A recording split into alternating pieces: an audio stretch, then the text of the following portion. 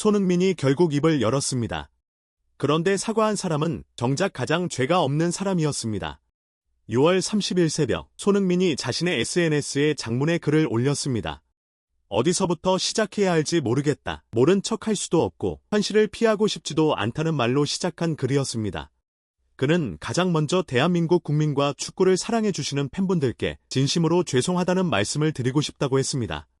이어 저에게도 누구보다 소중한 대회였고 늘 말해왔던 어린아이의 꿈의 무대가 무너져 내린 것 같다고 했습니다. 지금도 이 현실을 받아들이기가 쉽지 않다며 솔직한 심경을 털어놨습니다. 그러면서도 다시 일어서겠다는 의지는 분명했습니다. 팬들에게 다시 즐거움을 드릴 수 있도록 죽기 살기로 달려보겠다고 약속한 겁니다. 마지막으로 손흥민이 강조한 건 자기 자신이 아니라 동료들이었습니다. 모든 선수들에게 너무 많은 비판과 상처를 주기보다는 따뜻한 응원과 격려를 보내달라고 간곡히 호소했습니다. 이 사과문은 국내뿐 아니라 외신도 비중 있게 다뤘습니다. 영국 BBC는 손흥민이 한국의 월드컵 조기 탈락에 사과하면서 비판보다는 격려를 부탁했다고 보도했습니다. 그러면서 국민을 위해 죽을 때까지 뛰겠다고 말했다고 전했습니다. 팬들의 반응도 뜨거웠습니다. 왜 맨날 손흥민만 사과하나? 2030년도 가봅시다 제발 같은 댓글이 줄을 이었습니다. 가장 큰 희생과 슬픔이 있을 텐데 대표로 사과하는 모습이 더 마음 아프다는 댓글도 이어졌습니다. 같은 날 새벽 인천공항의 분위기는 전혀 달랐습니다. 홍명보 감독과 김민재, 이강인, 황희찬을 비롯한 선수 9명이 30일 오전 팬들의 야유 속에 인천국제공항으로 귀국했습니다. 이른 새벽이었지만 입국장에는 300명 안팎의 팬과 유튜버, 취재진이 몰렸습니다. 홍 감독이 입국장에 나선 오전 3시 50분께 다수의 시민들은 홍명보 나가라는 야유를 쏟아냈습니다. 홍 감독과 대한축구협회를 비판하는 현수막도 곳곳에 내걸렸습니다. 반면 선수들을 향해서는 수고했다, 힘내라는 격려가 이어졌습니다. 비난의 화살은 선수보다 대표팀 운영과 축구협회에 집중되는 모습이었습니다. 홍 감독의 반응은 짧았습니다. 수화물을 기다리던 그는 결과에 대한 질문에 특별히 드릴 말씀이 없다, 죄송한 마음밖에 없다고 짧게 답한 뒤 자리를 떠났습니다. 긴장된 순간도 있었습니다. 귀국 이틀 전인 28일 온라인 커뮤니티에 홍 감독을 겨냥한 살해 협박 글이 올라와 긴장감이 감돌았습니다. 만일의 상황에 대비한 경찰 병력이 배치됐지만 다행히 물리적 충돌은 발생하지 않았습니다. 2014년, 2018년처럼 여디나 계란을 던지는 돌발 상황도 없었습니다. 다만 한 가지 상징적인 장면이 있었습니다.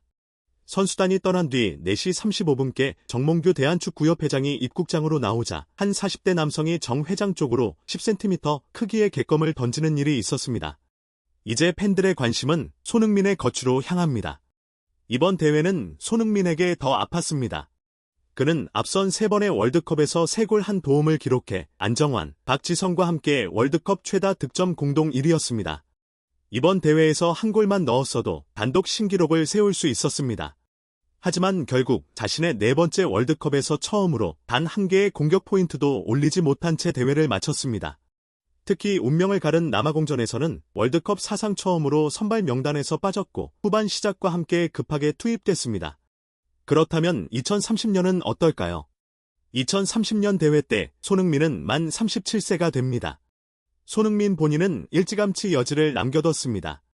제가 마지막 월드컵이라고 단정지어서 얘기한 적은 단 한 번도 없다며 2030년 대회까지 문을 열어둔 겁니다. 외신의 시각은 신중합니다. 디 애슬레틱은 스페인, 포르투갈, 모로코가 공동 개최하는 2030년 월드컵에서 38세가 되는 손흥민의 출전은 미지수라고 평가했습니다. 반면 ESPN은 41세 호날두, 39세 메시, 40대의 모드리치를 예로 들며 손흥민의 월드컵 5번째 출전 가능성도 배제할 수 없다고 전망했습니다. 당장은 2027년 1월 아시안컵까지는 손흥민의 활약이 이어질 가능성이 큽니다. 한국은 이번 북중미 월드컵에서 2번 연속 16강, 내심 그 이상을 노렸습니다. 하지만 멕시코에 이어 남아공에까지 일격을 당하며 1승 2패, A조 3위로 조별리그를 통과하지 못했습니다. 역대급 멤버, 역대급으로 좋다던 조 편성, 그 결과는 역대 최악의 성적표였습니다. 그 모든 책임의 무게를 정작 가장 책임이 적은 손흥민이 혼자 짊어지고 사과했습니다. 여러분은 손흥민의 마지막 도전, 2030년에도 볼 수 있을 거라고 생각하시나요? 댓글로 여러분의 생각을 남겨주세요.